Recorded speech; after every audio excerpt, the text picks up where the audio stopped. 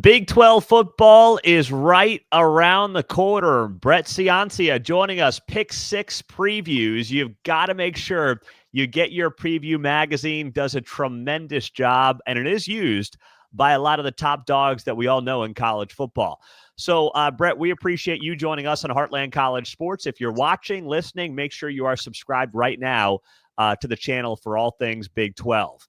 Well, Brett, let's just start here. You're looking at the Big 12. You've got a great preview and breakdown of the Big 12. How would you describe this league and the chaos that is likely to ensue? First off, Pete, thanks for having me on. I've been a big fan of Heartland College Sports and what you guys have built over the years. It's my weekly go-to in the fall. You know, it's the season goes so quick. I'm doing all four Power Four conferences, so you're my go-to for getting caught up with Big 12. So keep up the excellent coverage. And the word to describe the Big 12 in 2025, it's got to be wide open. I mean, it is so wide open. This is the 14th year I've done Pick Six Previews, the magazine, and it's got to be the most wide open conference I've covered all 14 years. And case in point, they had the coaches poll at media days for Big 12, and the coaches selected Kansas State and Iowa State. I have them outside my top five in this conference. I have them sixth and seventh. So that's how crazy it is, and I can't wait to break it down with you. But I would say wide open for 2025. All right, so let's just jump into it then. Who do you like at the top of the league this year? Well, I like Arizona State. They're my pick, and I'll give you the elevator pitch for a bunch of them throughout the show because you can argue 7, 8 teams. But at the top, I'm going with last year's champ. I didn't want to overthink it. When I look back on my advanced stats last year, my game grader, my opponent adjusted stats, there was no fluke. This Arizona State team was legit, especially in the second half of the season after they caught fire there. They do lose Cam Scattaboo, a huge loss. Their coordinator calls them scat plays. Those like crazy plays where he's breaking 5 tackles and juking people out of their shoes. So you do lose that, but 20 starters back. And I think, first round grade quarterback with Sam Levitt. I like their defense a lot. Good coordinators. So a lot to like from Arizona State. That's who I picked to win the conference. All right, so is that something, do you think there's a big gap between Arizona State and the field, or are we talking about just on the margins here? And like you said, you're trying to not overthink this.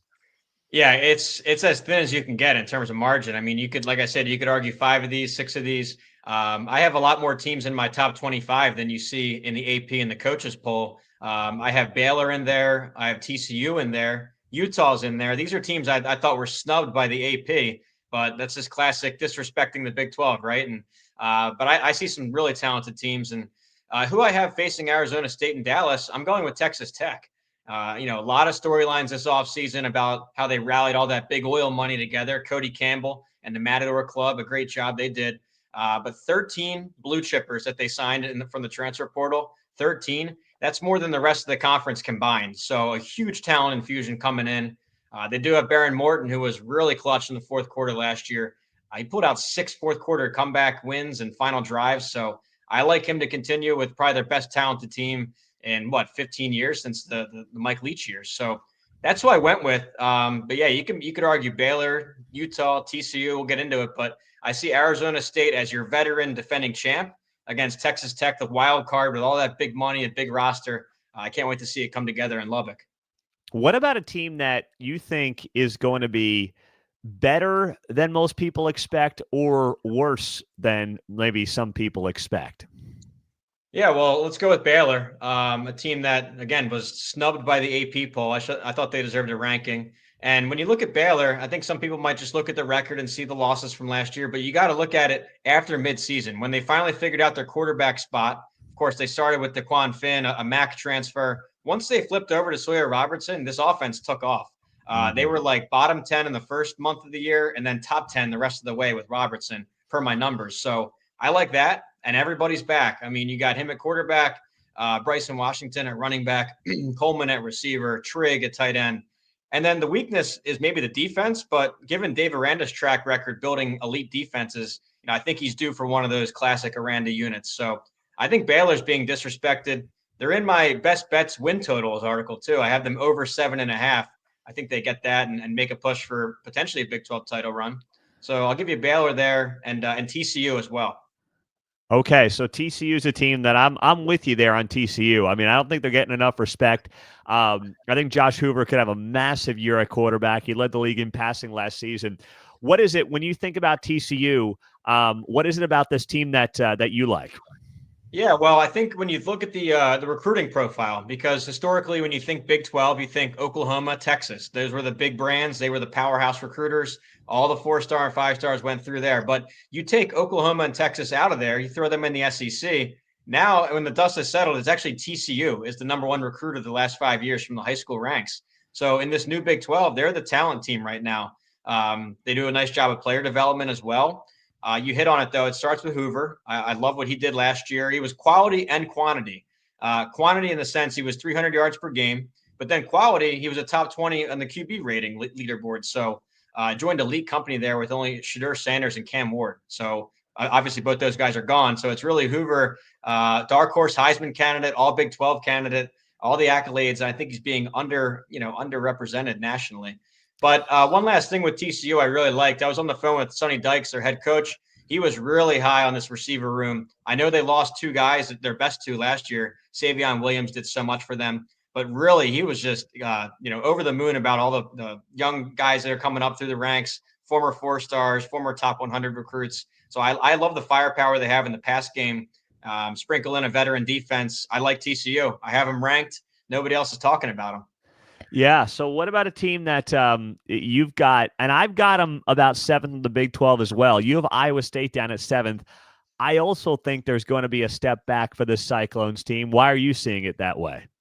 Yeah, well, I think first off, it was a special year last year. They came in one of the most veteran teams in America. They had 20 starters back last year, and they cashed in. I think Matt Campbell did an excellent coaching job, brought them their first 10-win season ever, got the icing on top, 11th win in the Pop-Tarts Bowl over Miami. So a special season. But what I see with Iowa State, it's one of those programs, they go through cycles year to year. If they're veteran, if they're developing, and they had 20 starters back last year, it's now 9 this year. So a whole new team.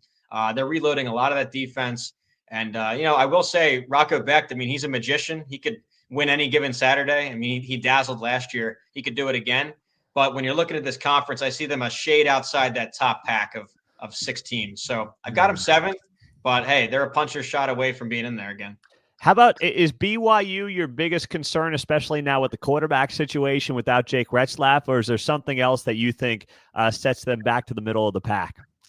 Yeah, well, I call it now the Retzlaff test because a lot of the other preseason magazines they release in April, May, June. They do good work, but they're a little bit stale by the time that that last spring portal goes and some of these offseason storylines develop. So my magazine was the only one that had Retzlaff out of there, and I say that just because they get more information. We now know that Barrett Bachmeier is probably the likely starter, a 4-star true freshman. That's hard to do anyway, being a true freshman starter. But he wasn't there in winter or spring. He was over in Stanford competing there. So I have a lot of concerns at quarterback with BYU, but it was more than that. They lose a lot off that defense, which I thought was really the reason that they won 10, 11 games last year was that defense. The whole defensive line you got to replace. I think a safety, both corners, a lot gone from Provo.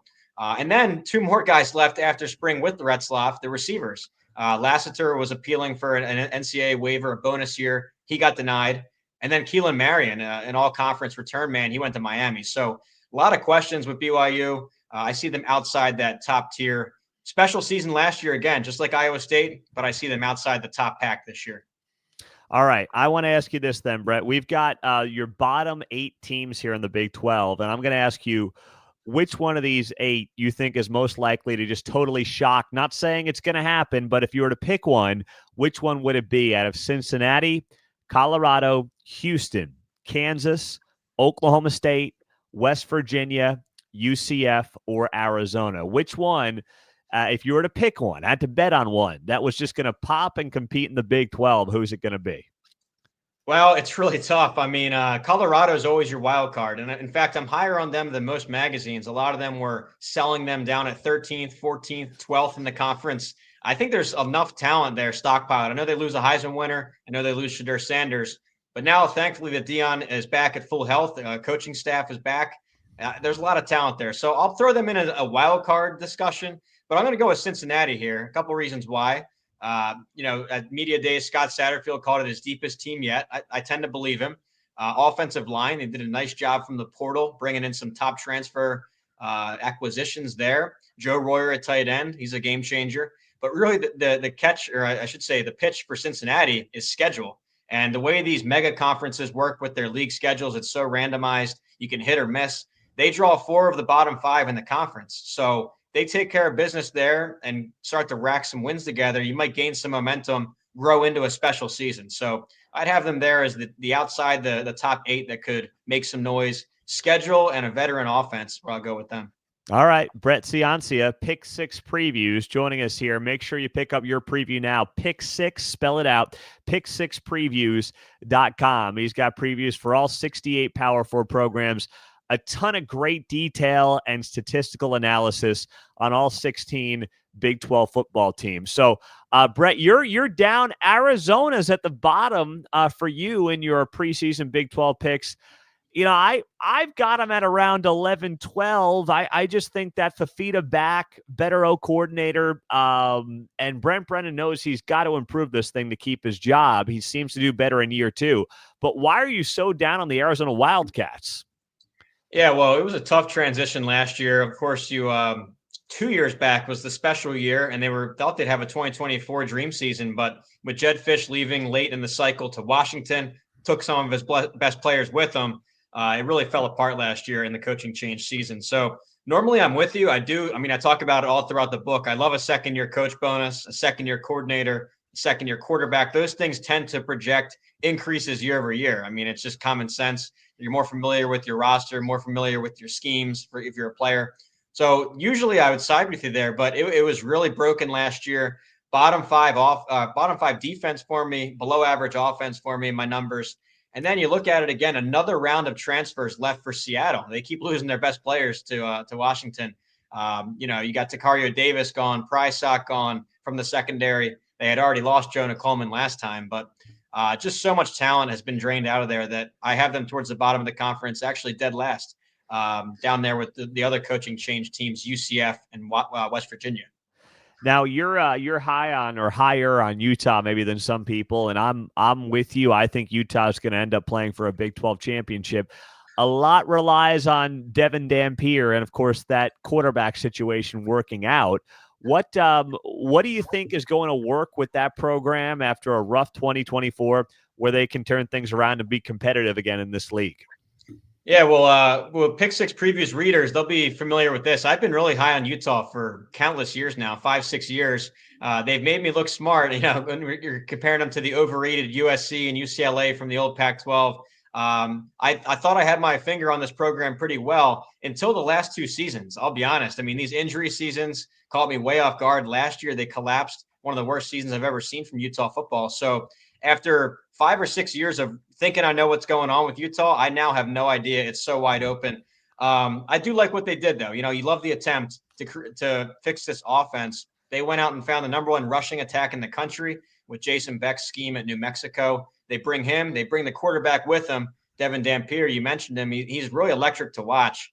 A stat for you is that he was pressured 100 times last year in the pocket. He got away 96 times. Only took 4 sacks out of 100. Number 1 in pocket elusiveness last year. And when he tucks the ball, he can run too. I think he put up 500 plus yards rushing.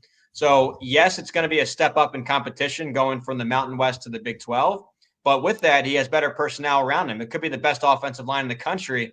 Definitely number 1 in the Big 12 this year, Utah. So, like I said, in the past, I've had my pulse on Utah. Now, it's really a gamble if this offense clicks, if a lot of their new pieces on defense click, and they do have a good track record with Morgan Scalley, one of my favorite defensive coordinators. So I like him. I like him as a top 20 team. Maybe not in Dallas right here as we sit in mid-August, but definitely a top 25 team. Yet again, another snub by the AP. Is there a player or two that for the casual Big 12 fan who knows their team, you think they should be familiar with ahead of the season that, could be a breakout star, or a couple of guys that you really like that maybe aren't getting enough attention right now in the preseason part of college football? Yeah, well, I'm sure that the Big 12 fans are familiar with the quarterback spot, but it's funny this year in my book, I have the All-America team and the All Big 12 team, but I also had to cram in 2 quarterbacks on the third team of that. I have 4 quarterbacks on 3 teams, All Big 12. because there's so much talent at quarterback. I went with Sam Levitt, Josh Hoover, Robertson from Baylor, and Avery Johnson from Kansas State, but I could have gone 4 more guys for this all Big 12. So quarterback is loaded again. But I'll throw you a couple guys on defense because they're new to the conference. They're transfers in, and they're both on this Texas Tech defensive line. It's one of the areas they really pumped that oil money. And they signed David Bailey from Stanford. He's going to be an all-conference contender, one of the best defensive ends in the league. And then Lee Hunter, another top-notch transfer. So I like what they did at defensive line, Texas Tech. There's 2 stars for you. Top offensive line's got to be Spencer Fano from Utah. And he's going to battle with his own teammate with Lomu, also drawing high NFL draft grades. So there's some of your linemen that you might be unfamiliar with. I'll give you a secondary player, Bud Clark from TCU. I think he could push for a Thorpe Award even. Very veteran guy, been there for so long. I think if both of us are right about TCU contending, then he'll be a big reason why. So those are some positions that don't get enough credit. Yeah, you're right. Lee Hunter, people know him from UCF, but UCF struggled last season, so a lot of people may not realize that he was one of the few bright spots on that UCF team. Now, you've got the 2 new coaches, Rich Rod at West Virginia and Scott Frost at UCF at the bottom of the Big 12 outside of Arizona. Give both of those fan bases some kind of reason for optimism as we get set for new eras in both Morgantown and Orlando. Yeah, well, this is an easy one because all I have to do is tell the fans, think back 5, 10, 15 years because both these guys have already done it there at their respective schools. It's kind of unique to have both guys returning to where they were excellent before. With Scott Frost, of course, taking them undefeated, claiming a share of the national title. And then with Rich Rodriguez, brought them to BCS bowls, multiple BCS bowl games, Big East titles, some of the most electric offenses we've ever seen. They were, of course, everyone's go-to pick in the video game series. Everyone wanted to play as Pat White and Steve Slayton. There's 99 overall, 99 speed players. So anyway, that's easy. Just think back in your memory there as a fan. But specifically in the second term for both of them, I think the optimist for Scott Frost here in UCF, he's done it before, but also he has an advantage in the recruiting game being located in Central Florida. I mean, that's one of the hotbeds of high school recruiting, the Speed State, and I think they're flashy enough of a program that recruits are going to want to come play there, or if they're elsewhere in the country, transfer back to their home. Being Florida guys, so they have the recruiting angle, the talent acquisition angle going forward. With West Virginia, maybe they're somewhat of a sleeping giant. I mean, they have been, they've kind of been looking for their place in this Big 12. They're always around 7-5, 6-6. I think with this hire, you're going to get back to a really tough offense, a run the ball, stop the run mentality. I saw some practice clips. Rich Rodriguez is laying into this team, yelling at them. And you know what? You need a culture change like that. That's going to pay dividends. So it might be a rough transition season, but I think both these guys, if they can just get back to what worked before, it could, quickly improve in 2026. Yeah, that would definitely be a step in the right direction for both of these programs, no doubt about it. So, Brett, when you look at the Big 12 and stack it up against the SEC, the Big 10, the ACC, how do you see that Power 4 hierarchy shaking out right now?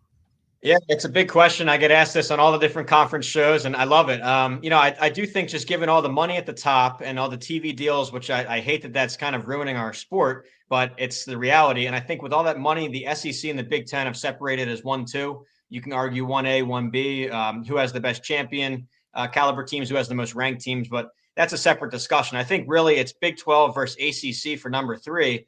And not just because I'm on the Big 12 show here, but I've said this all preseason. I think the Big 12 is number 3, a solid number 3. A couple reasons why. We talked about how many talented teams there are.